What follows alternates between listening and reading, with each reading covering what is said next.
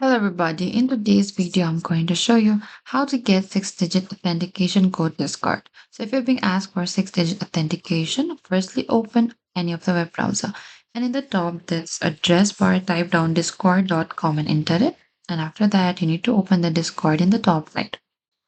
So from here what you need to do is you can go to this icon here on the bottom user setting, click onto this user setting here, and from here you need to click onto this multi-factor authentication setup. And over here, what you can do is you can simply select Enable Authenticator app. And after that, what you need to do is you need to scan the QR code. You need to open the authentication app and you need to scan the image to the left using your phone's camera. And after that, you need to log in with your code. And after that, you can enter the 6-digit verification and you can check your authentication app. And after that, you can check for this any 6-digit authentication which will appear here. And you need to simply paste this and click onto this activate.